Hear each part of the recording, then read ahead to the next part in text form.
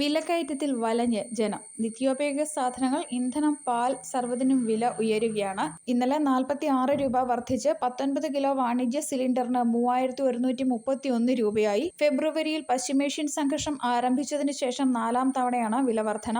May 1-ന് ഒറ്റയടിക്ക് 993 രൂപ കൂടിയിരുന്നു. വില വർദ്ധിച്ചതോടെ ചായക്കടകൾ, ബേക്കറികൾ, ഹോട്ടലുകൾ, ഫാസ്റ്റ് ഫുഡ് സ്ഥാപനങ്ങൾ എന്നിവയുടെ ദൈനംദിന ചെലവും കുത്തനെ ഉയർന്നു. കഴിഞ്ഞ മാസം ചിലയിടങ്ങളിൽ ഭക്ഷണ സാധനങ്ങളുടെ വില വർദ്ധിച്ചിരുന്നു. ജില്ലയിൽ 1150 ഹോട്ടലുകളിൽ 135 എണ്ണം സമീപകാലത്ത് പൂട്ടിയെന്നാണ് ഹോട്ടൽ ആൻഡ് റെസ്റ്റോറന്റ് അസോസിയേഷന്റെ കണക്ക്. കേന്ദ്ര സംസ്ഥാന സർക്കാരുകൾ ഇടപെട്ട് വിലക്കയറ്റം നിയന്ത്രിക്കണമെന്ന് ഹോട്ടൽ ആൻഡ് റെസ്റ്റോറന്റ് അസോസിയേഷൻ ജില്ലാ പ്രസിഡന്റ് ഫിലിപ്പ് കുട്ടി പറയുന്നു.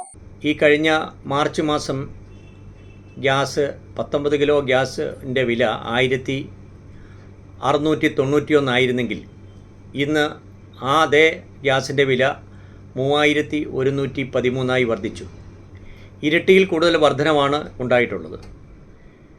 അതനുസരിച്ച് മറ്റ് സാധനങ്ങളുടെയും ഹോട്ടലിൽ ഉപയോഗിക്കുന്ന മറ്റ് സാധനങ്ങളുടെയും വില കൂടിക്കഴിഞ്ഞു. പച്ചക്കറിയാകട്ടെ, മാംസമാകട്ടെ, മുട്ടയാകട്ടെ, ഓയിൽ വർഗ്ഗങ്ങളാകട്ടെ, ആട്ടാമൈദയാകട്ടെ, എല്ലാത്തിൻ്റെയും വില വർദ്ധിച്ചുകൊണ്ടിരിക്കുകയാണ്. ഇത് അടച്ചുപൂട്ടലിലേക്ക് കൊണ്ടെത്തിക്കുന്നു എന്ന് പറയാനാണ് ഞാൻ ആഗ്രഹിക്കുന്നത്. ഈ വിലക്കയറ്റത്തെ കേന്ദ്ര സർക്കാരും സംസ്ഥാന സർക്കാരും ഇടപെട്ട് നിയന്ത്രിക്കണമെന്നും സാധാരണ ജീവിതത്തെ വഴിമുട്ടിക്കുന്ന രീതിയിലുള്ള വിലക്കയറ്റം തടയണമെന്നും വിനീതമായി അഭ്യർത്ഥിക്കുകയാണ്. തൊഴിലാളി ക്ഷാമത്തിനൊപ്പം കൂലിയും വർദ്ധിച്ചതായി ഹോട്ടൽ ഉടമകൾ പറയുന്നു. പൊറോട്ട മേക്കറുടെ ശരാശരി 1000 രൂപയായിരുന്ന ശമ്പളം 1500 രൂപയായി. ഷെഫിന് 2500 രൂപ വരെയായി. ക്ലീനിംഗ് സ്റ്റാഫിന് 700 രൂപയും സപ്ലയർമാരുടെ കൂലി 700-ൽ നിന്ന് 1000 രൂപ വരെയുമായി. യൂണിഫോം, സൗജന്യ താമസം എന്നിവ കൂടിയാകുമ്പോൾ ഉടമകളുടെ സ്ഥിതി പരിതാപകരമാകും.